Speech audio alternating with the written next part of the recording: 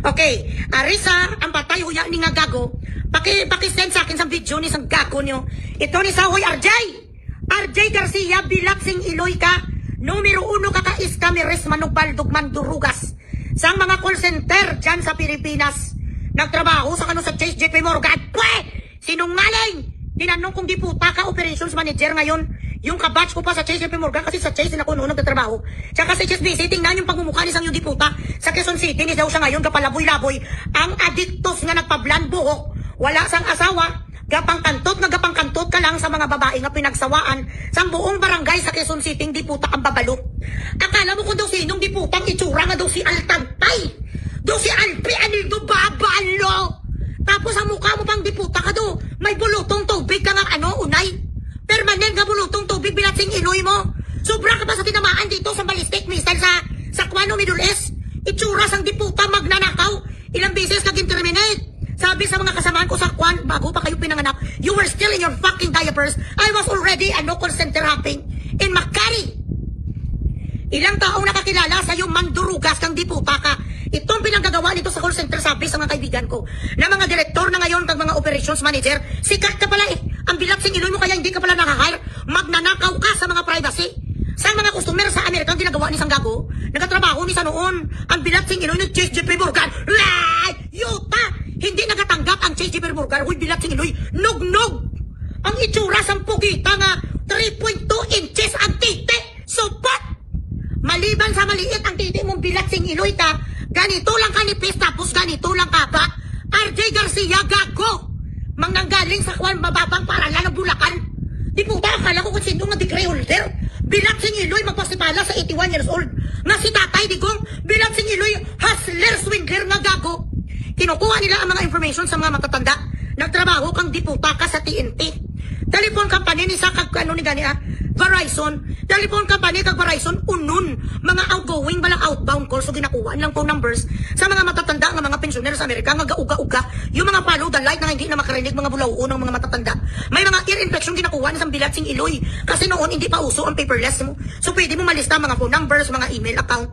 Gina-message isang gago tapos ginapromisahan niya na in order for you, madam, to have your subscription that's for example, ikaw, meron ka sang TNT nga mga phone bills, mga malalaki, mga $1,000. Pwede kasi na siya ma-waive one time. It is an honor, do not offer thing. I know that. I used to be an operations manager sa ilang call center sa Pilipinas.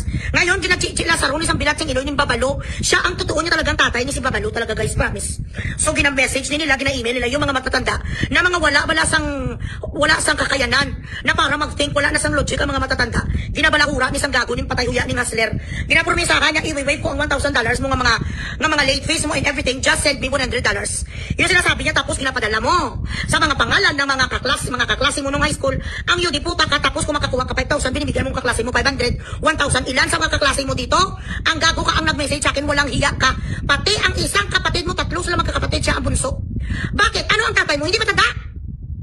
DDS ka, noon ang diputa ka, tapos dahil hindi siya nagkapera sa DDS, dahil ang DDS hindi naman kasi nang babayad kasi diputa sa mga loyalist eh.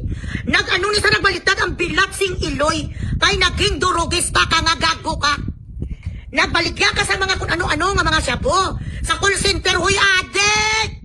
RJ Garcia sa mababang paralan sa Bulacan, magnanakaw is kalawag, nabayaran mo na ang mga utang mo sa kasamahan mo sa call center. Hagago? Pinaghahanap ka doon ngayon no? Yung mga kuog, ang mga paluwagan, kang putang ina, kang bilatsing Iloy mo. Ilan dito mga kasama mo sa call center anong sabi nila mandruga sa saloy. Ilang beses na sa pinali sa call center kasi ginatawagan niya ang mga matatanda, gina-email niya. Tapos sa Western Union, kang gago ka, $100, $200. Ang pinapareceive mo yung mga wala din kamuang-muang, mga wala espiritu. Mga pobre espiritu, mga kaklase mo nga espiritu kasi siyempre mangmang. Walang alam pero meron iilang sa mga kaklase mo nga nag-deny kag ni-reject ka. Ino-offertory mo sakit makukuha mo nga 5,000, bibigyan mo 500 kag 1,000 kasi duwag ka. Maliban na supot kang bilatsing Iloy mo, hindi ka na circumcised nga gago ka, maliit ang titi mo sabi sa iyong ex-girlfriend na inanakan mo din ang gago ka. Akala mo kung sino bilatsing Iloy nga pinanganak sa Blas Snow? Di puta titulado, may PhD. Bilatsing Iloy sa magpasipala sa tigulang alam mo sana itong tatay mo nga matandang yu, di puta ka madisgrasya. Tapos hindi agad matay ang tatay mo maimbalido. Yung tatai ang tatay mo nga ikaw ang maglipit, ang gago ka. Tapos magkaroon sang sakit nga masukas ang dugo. Tapos sa lahat ng dugo nga ginasukas ang tatay mo, ikaw ang iinom. Ito ngayon ginasumpa kung di puta ka. Kung hindi ang tatay mo matanda, ang madisgrasya, tapos ikaw ang mag-ulis ang karipunak yung bilat sing iloy mo. Ikaw sana madisgrasya, okay lang naman yan eh. Kung ayaw mo si Tatay Digong, it's fine.